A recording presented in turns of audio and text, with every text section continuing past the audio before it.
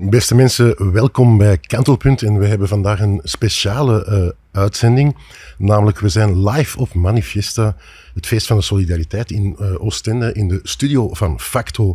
En onze gast vandaag hoeft waarschijnlijk geen intro, maar ik ga het toch maar doen, want ik heb bij mij Jeremy Corbyn.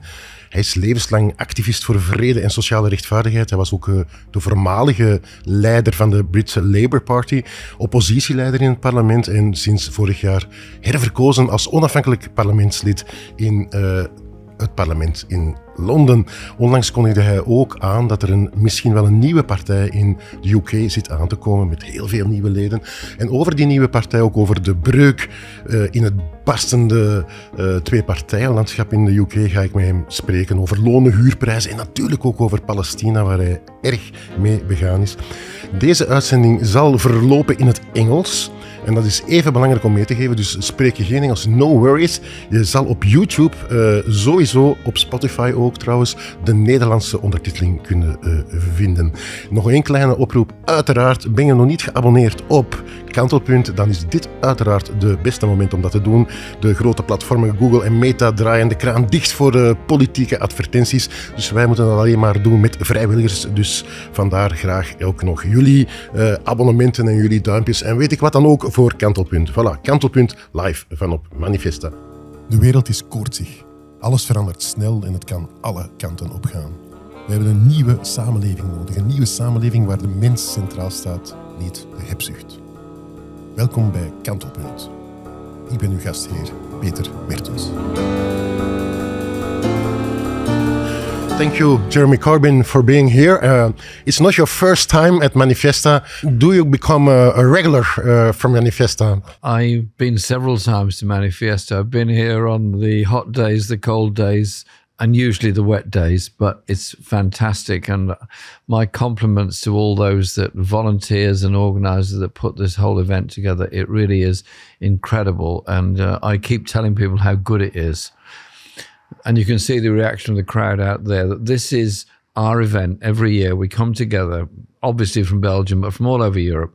And we learn from each other. We make new friends. And above all, we get ideas. And so we've been scoping out ideas to do something a bit like this in Britain. It'd be good, wouldn't it? Would you come if we did it? Yeah, of course. We would come.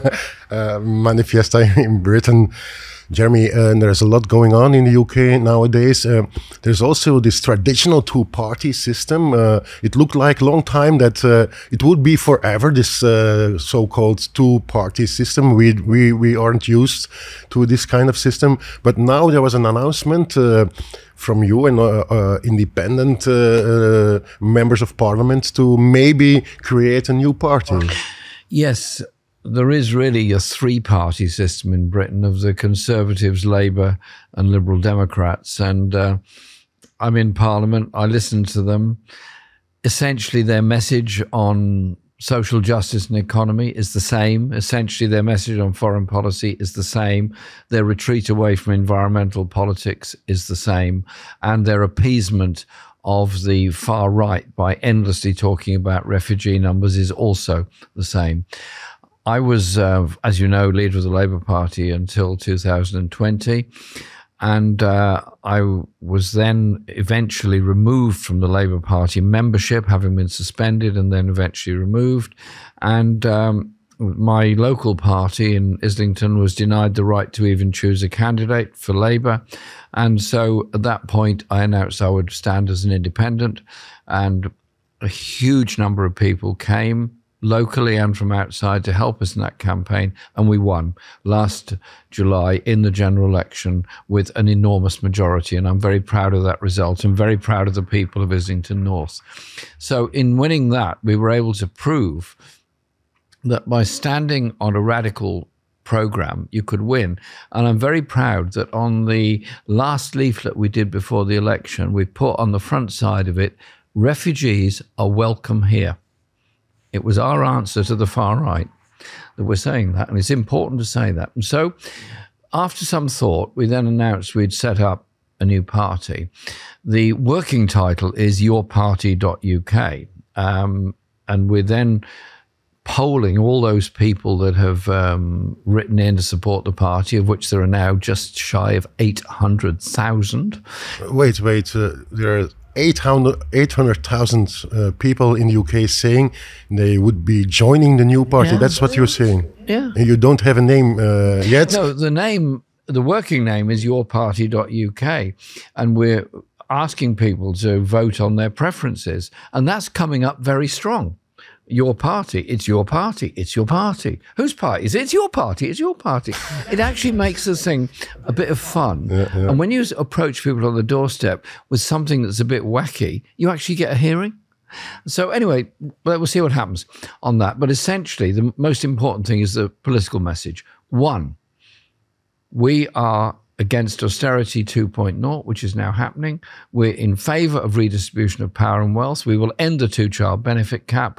We will reinstate all the welfare benefit payments. We will be a party of redistribution of wealth and power. We'll also be a party of public ownership of water, public ownership of energy, and a number of other services.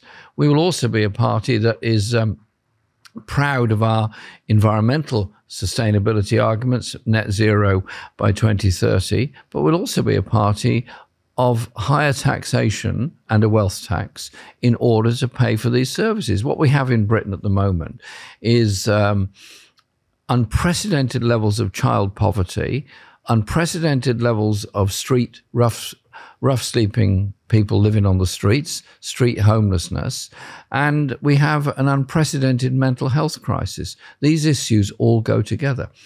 But at the same time, we have a government, the Labour government, that has now decided to increase arms expenditure by around £13 billion per year, which would pay for 10 years of reinstating child benefit for all children.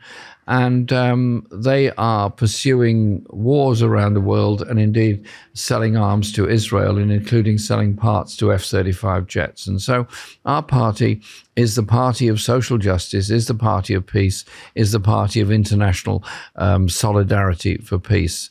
And that is the fundamental appeal. As to detailed policies and every other thing in life, they're not there yet. They won't be. But the difference between us and other parties is I'm insisting that it's grassroots. I'm insisting that it's ultra-democratic. And I'm insisting that every local organization of the party is set up has to have at least one open public event every month to receive views, discussion, maybe disagreements with people in their own community, because it's got to be a party that's genuinely representative. Because the alternative, I'll just finish on this because I think you've probably got other questions. Yeah, I hope you have. Anyway. I do. Yesterday we had an horrendous event in London. The far right mobilised and marched. I don't know the exact number, but I know it was very big. It was probably well over 100,000 people marched for the far right in London on a message of hate and nastiness against minority ethnic communities and eternally blaming refugees for every social problem that exists. And their appeal is based on the lack of an alternative, and their appeal is based on the lack of an understanding that refugees didn't bring about homelessness or underfunding of schools or hospitals, and that was done by those that gave tax breaks to the super rich. So there has to be an alternative. Now, there was a counter-protest by anti-racists, but it wasn't as big. We'll be working with all the anti-racist groups on building for bigger demonstrations, but also we're hoping that our next big Palestine march in October will be absolutely massive. So far in Britain, over 1.5, maybe 2 million people have done something about Palestine. So we're making it as big as we possibly can. So the politicization of people around Palestine spins over into other things as well. So I'm very optimistic and very enthusiastic about what we've done so far. And we're going to go on. We're going to be the alternative voice to the what I call the triopoly of economic and social thinking and international thinking by the other party. When you see, Jeremy, you are talking about this manifestation of the far right, but there's also, if you see the polls in the UK, Labour is falling. They had 34%, now they're on 20%. But the strange thing is, it's not the Conservatives that are gaining the protest. There is the potential for your party, .uk, but there is also the rising of Nigel Farage, Reform UK. And how do you speak with these people who may be tempted to vote for Reform UK and extreme right? How is there any open mind in the projects you're setting up to regain people that are misled by people like Nigel Farage? First, on the question of the Labour Party membership in 2020 was 600,000, which made it, I think, the largest political party in Europe at that time. The membership is now less than 200,000 for the Labour Party. It's gone down phenomenally. The support we achieved in 2017 was the highest vote Labour achieved this century. And even the 2019 election, which I'm well aware of what the result of that was almost 1 million votes higher than Labour got last year in the general election. It's a rather weird electoral system in Britain, which gave Labour a false majority. It's what's called a loveless landslide they had. They have been appeasing Farage because they're frightened of Farage and they're frightened of reform and their growth in support. And so what we have is Tory support, Conservative support going well down, Labour support going well down, Farage and reform going up. And even without us being yet finally registered as a party, we're already polling somewhere near to those parties, despite not yet existing. But, and you're quite right in your question, why do people vote for reform? A sense of anger, a sense of betrayal, a sense of anger about how their children are doing, overcrowded schools, insufficiency of housing, very high rents, cuts taking place in health and social services, and privatization of many services around the country. And somehow or other, Farage, a bit like Trump, is able to tap into all this discontent like they have an answer to it. They don't actually have any answer to any of it. Whereas I believe that the creativity and the strength of our sort of communal appeal of community activities is appealing. And indeed, the radical independent councillors that have been elected all over the country do have that appeal and do win. And I wasn't the only independent elected last July. There were 5 other colleagues elected as independents last July, and they did it also with limited resources and an appeal fundamentally about Gaza, but there are also the social justice appeals. So in my own community, what I try to do is reach out to my community by having an open monthly forum that anyone can come to. We don't just discuss housing, mental health, and all the issues that are so important. We then conclude the meeting by saying, what are you, the community here, going to do about it? What's your campaigning? What's your demands? And that way we did manage to push them back on cutting welfare benefits. We did manage to make some progress on regulation of the private rented sector, but still rent levels are not under control. And so it is about mobilizing people at the grassroots in very much the way you do in Belgium, because I'm very impressed with the way your party does link with the people in all your communities across language divides as well. And we're learning a lot from you. And yesterday we had a very interesting meeting with Anis from Die Linke about what they've been doing in Germany, how they're building things. So we're listening to people, we're talking to Podemos and many others. And your party, it could be that name, is going to be very much within that family. And I look forward to being able to come here to ManiFiesta on behalf of your party.uk. We would be very pleased. Talking about socio-economic issues even, there was this instrument to scrap the two-child benefit cap. You have to explain what it is, two-child benefit cap. I think the Conservatives, they introduced it in 2017, and then there was people asking to scrap this two-child benefit cap. But firstly, you have to explain what is a thing like a two-child benefit cap. What does it mean? I'll explain what it is. There was used to be a Conservative Secretary of State called Ian Duncan Smith, who is a very Christian and very religious man. And he doesn't like large families. And he thinks large families cause poverty. So his solution is to blame the children. And he went to study poverty in Glasgow, where some people have large families, some have small families. And he said the problem is there's no disincentive to having a large family. It's a completely mad argument. It would be mad 150 years ago, never mind today.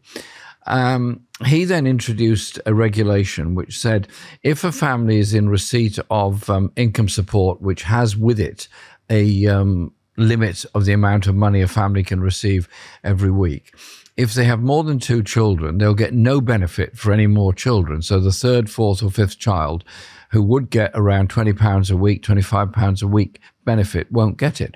So if you have a family of, say, 4 children, that means you're losing £200 a month. That's £2,500 a year.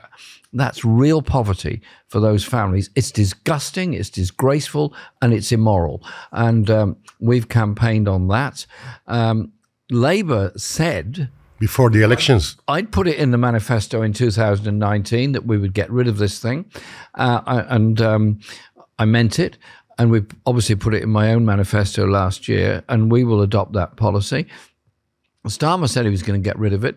And then they said, no, they couldn't afford to get rid of it. And also they were going to cut welfare payments for people with profound disabilities called personal independence payments. Why? Because they wanted to spend £13 billion a year more on arms expenditure and defence. So they are impoverishing children and cutting welfare benefits to spend more on weapons of war. Well, the choice is there. The choice is there. You yourself, Jeremy, you were always a trade union man. How important in this 21st century are the contacts between your party and the projects you're putting on and the trade unions in the UK? What's the importance for you? I've been a trade union member all my life. I used to be a trade union organiser before I became in Parliament for a union then called the National Union of Public Employees. It's now part of Unison. My job was organising part-time school cleaners and school meals workers and those kind of grades. And I was very proud to do that work. And so my commitment to unions is complete. And I want to work with unions. We have a lot of union members that have signed up for your party, and obviously I'm having meetings with all unions to bring people in. I had a big call with some teachers and others last week. But it's also important the unions recognise the average age of union members is usually above the average age of the community as a whole. It tends to be a slightly older cohort.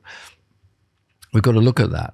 We've also got to look at the number of particularly young people working in delivery work, in restaurants, catering, and all those that are insecure employment on 0 hours contracts with often very low levels of pay. They're normally getting minimum wage or somewhere around that.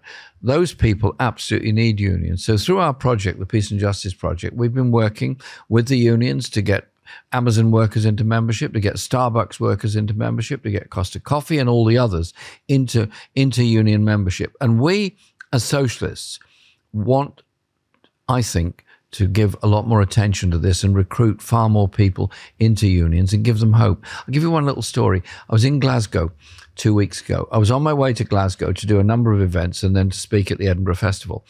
And I was going there. My first port of call was to meet these strikers. And then I got a call at Preston, which is about 2/3 the way to Glasgow. And they said, it's okay, we've won. We've won the strike. Okay. So I go to this hotel called the Village Inn, very big, expensive hotel in Glasgow. And as I'm walking along to go to it, the senior management of the hotel come out. And they say, oh, Mr. Corbyn, have you come to stay? I said, no. I've come to visit. I said, visit who? I said, the picket line outside your hotel. Are you going to join me? Anyway, they decided they wouldn't join me there. Well, I went over to the picket line, and they had demanded a 10% pay rise, an end to 0 hours contracts, and security of the safety of getting home at night at the end of late night shifts in restaurants and so on.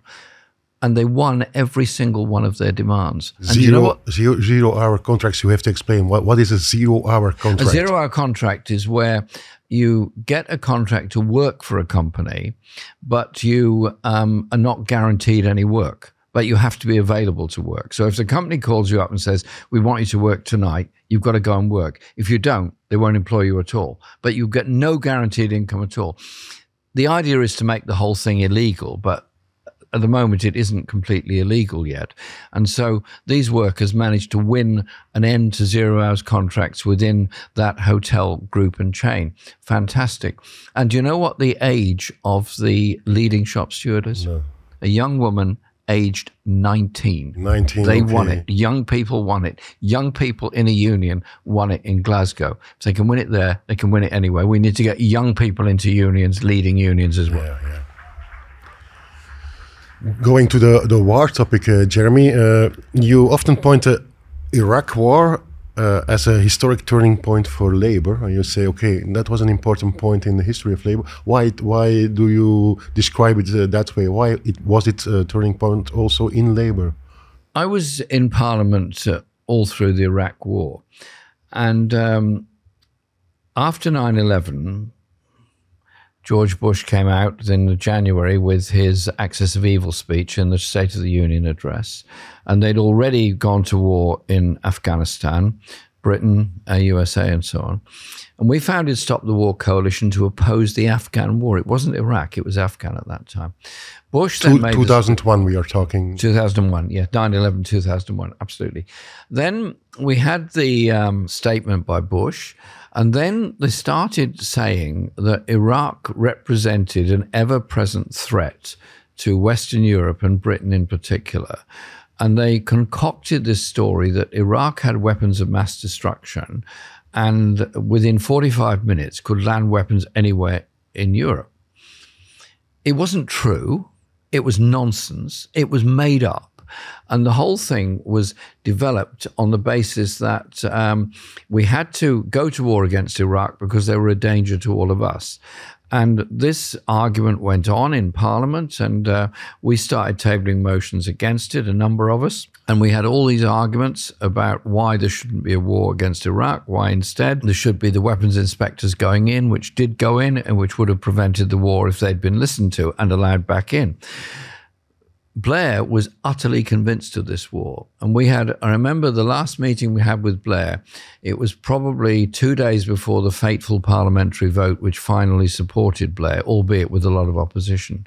The last part of the meeting was Blair was sitting around a big table in the Prime Minister's office. And he said, right, any more questions? Yes, Jeremy, if you must. Tony, why are we doing this? We're doing it because it's the right thing to do. A lie and nonsense. Thousands died, billions were spent, and in the big rally we held in London in 2003, when we had well over 1 million people at that rally, I can remember my own speech. I said, this war, if it goes ahead, will create the terrorism, the insecurity, the poverty, and the wars of tomorrow. Since then, we've had wars in Syria, we've had wars in Libya, we've had continuous bombing in Iraq and other places. It set off a whole war agenda. That's why I opposed it. It was incredibly damaging to the Labour Party and Labour Party members. And ever since then, there's been this strong peace movement in Britain, centred roughly around Campaign for Nuclear Disarmament and Stop the War Coalition, both of which I'm involved with. And it's the same people that are now organising these enormous protests in support of the Palestinian people. So we've created a peace movement. Yeah, and I wanted to ask something about that, because sometimes if you're speaking out against war and militarization, some people say, okay, but there is enough problems in Belgium. You should concentrate yourself in Belgium. Why are you talking about wars everywhere else? You know, this kind of arguments. But you build up this peace movement, this anti-war movement, together with the social movement. How did you cope, and how do you answer to this critic to say, Jeremy, there's a lot of problems, there's enough problems in the UK, concentrate yourself to the UK problems? What should you answer to that? I also talked to those that were taken by the army to Afghanistan and to Iraq and to other places, and talked to them. And when I was leader of the party in 2016, when this report came out by Sir John Chilcot, which had explained how the bad decisions were made, the legal advice was ignored, and the way the Blair government behaved, I said, I will apologise on behalf of the Labour Party for the Iraq war. That day, I had streams of Labour MPs coming into my office demanding that I resign there and then. I said, why today? Because you've been demanding my resignation for ages. Why today? What's so important? Are you worried about what I'm going to say about Iraq and your complicity in it? So it was quite edgy conversations. So anyway, I didn't resign, of course not. So I went and gave an apology to an audience of military families, all of whom had lost loved ones in Iraq. I said, I'm apologizing to you for the desperate feelings you must have of losing a son or a daughter in a war that should never have happened. And then I talked to the military families and many ex-soldiers who are suffering severe PTSD, post-traumatic stress disorder, and mental health problems as a result. That's the consequences of war. And when people say, well, actually, we're under threat, I say, well, actually, no, we're not under threat. We're under threat from poverty, inequality, and injustice within our society and in this world. What we have to do is look at the causes of war and look at what real security is. I mean, your security and my security, is it the ability to kill people in the Netherlands, to kill people in France, to kill people in Spain? Or is our security knowing that we've got a roof over our head, got food tonight, our children can go to a doctor, there's a school available for everybody else, and there's an emergency service if you fall ill? That's what security is for most people around the world. So why do we have to obsess ourselves with endlessly building more military alliances which create more tensions, and instead look at the social and unjust issues that face this world and try to prevent wars? Not easy, but anything's got to be better than spending all our resources on weapons of mass destruction, which can only kill people. Yeah. You were always a strong voice for peace, but also for diplomacy. And we're living in times where diplomacy is becoming again a weird word. Like it's for softies, it's soft power, and we need some strong power. That's the language of today. Why it's so important for you to keep being this voice of diplomacy and peace? You have to keep on raising the awkward questions and keep on making the point that there's got to be another way of doing things. And so I, like you, do not agree with what Russia has done in Ukraine. I do not support what they've done. But I don't want the war to go on.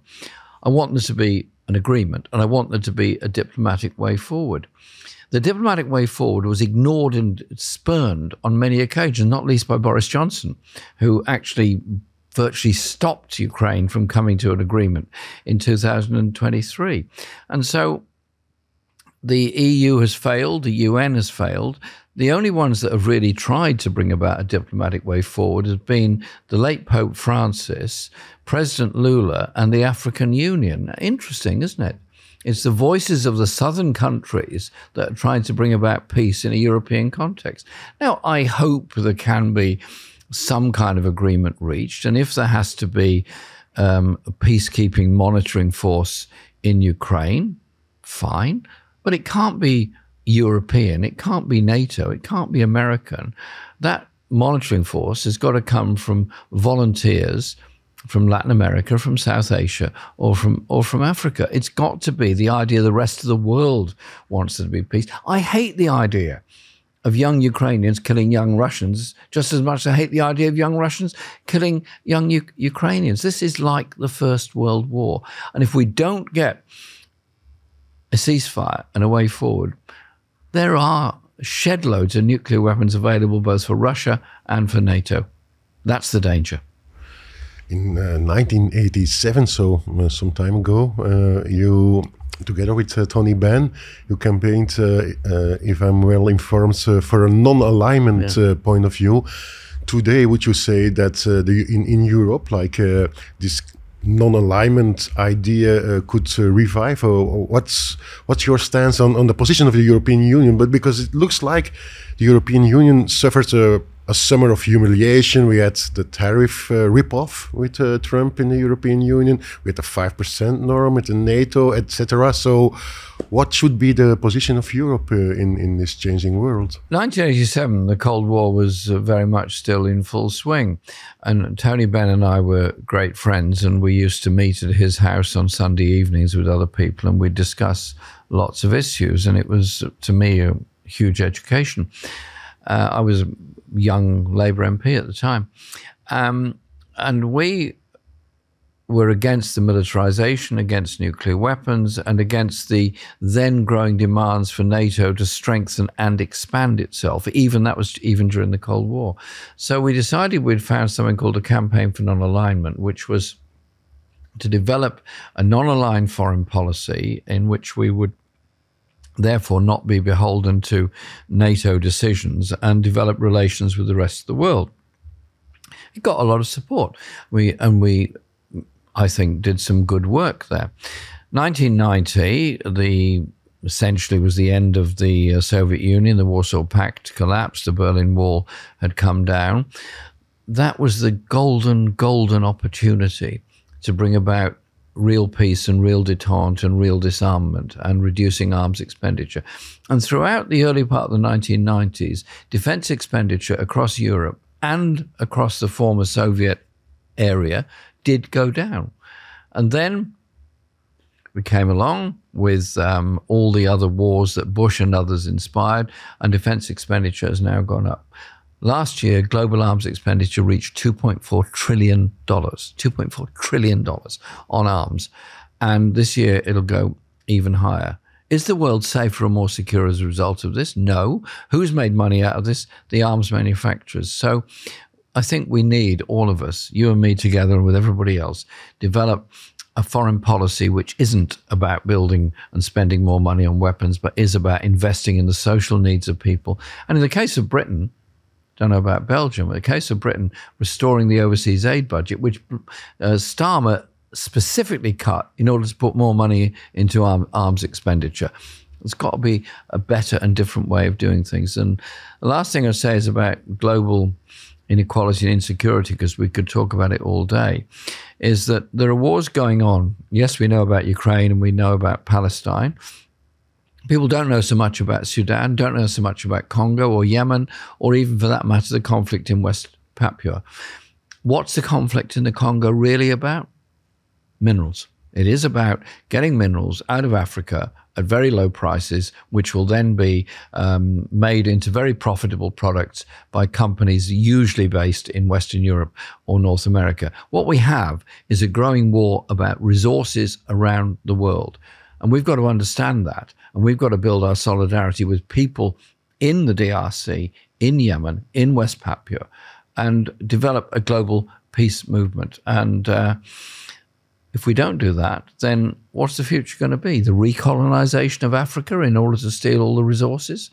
And here we are in Ostend, where Leopold did plenty of colonizing in the Congo and left that horrible mess behind, and also the tragedy of the deaths, I still think about it, of Patrice Lumumba in 1961, who had real leadership and real hope for the people of the Congo.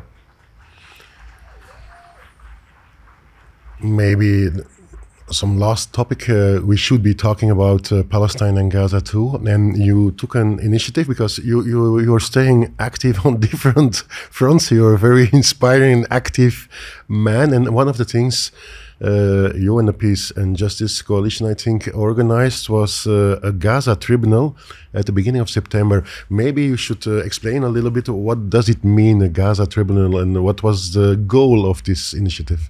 We founded the Peace and Justice Project after the last election, which I described as a home for the politically homeless, and we have 60,000 followers in Britain who joined it. And we've done a lot of work on international things, and we have our weekend conference next week, 20th and 21st. 20th is international, 21st is domestic. It's all online from the Peace and Justice Project. If anyone wants to watch it, please join in. Last year, 25,000 watched it. I wanted to develop the idea of what is actually happening in Gaza and bring it home to people in the most meaningful way possible. So we set up what we called the Gaza Tribunal, which met over 2 days last week in London in a very formal setting in Church House, Westminster. Myself and 2 others were the assessors of it. One American Jewish Palestinian sympathizer, the other a Palestinian woman who's living in exile because she's not allowed to live in Palestine. And we had 29 witnesses, expert witnesses, who all presented their evidence in a very formal setting. It was all online. And they were incredibly powerful over 2 days. I'll give you an example. Eyal Weitzman, who runs an organization called Forensic Architects at Goldsmiths University in London, gave us chapter and verse on what is happening in Gaza, the bombing that's going on. They're already bombing to create the Riviera, which Trump has this wet dream about. And when they demolish a building, and Mustafa Barghouti's just texted me to say 3 more buildings have been destroyed this morning in Gaza, they don't even check for people in the buildings. There are Palestinian bodies that are going to become the foundations of the Riviera complex. It's unbelievably disgusting.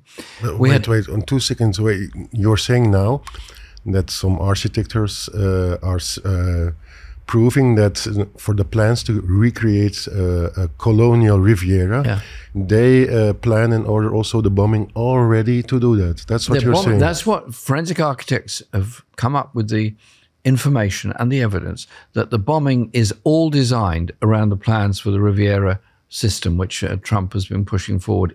And that's why they're trying to clear out Gaza City. We also had a number of doctors. Dr. Nick Maynard, he's a British surgeon who's been in Gaza many times. He just described 2 things.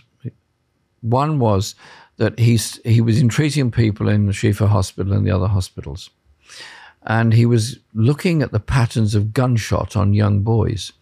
One day they'd come in with 5 or 6 boys been shot in the chest, and he would obviously do his best for them, obviously with very limited equipment. Next day they'd been shot in the testicles. The day after that they'd been shot in the back. And it was as though there was some unbelievably cynical activity by IDF soldiers who were deliberately using these young boys as target practice. He then described also operating on a young girl who he had to operate on because she'd got very bad chest injuries from gunshot. He had no antiseptic, no anesthetic, nothing. He only had his knives and his scalpel to try and save her life. And he said he couldn't believe how painful it was, obviously for her and for him to do it. And he's never forgotten her screaming with pain as they were trying to save her life. In that case, they didn't save her life. Victoria Rose, a very experienced surgeon, broke down herself just describing what she'd been through. And so we had 29 witnesses, including, interestingly, civil servants from the Foreign and Commonwealth Office in Britain, who told us how they were pushed to change their reports on the illegal sale of weapons to Israel in contravention of the International Court of Justice genocide decision and the International Criminal Court decision on the arrest warrants for leading Israelis. We're producing all this as a video. It'll be out in the next few days, I hope.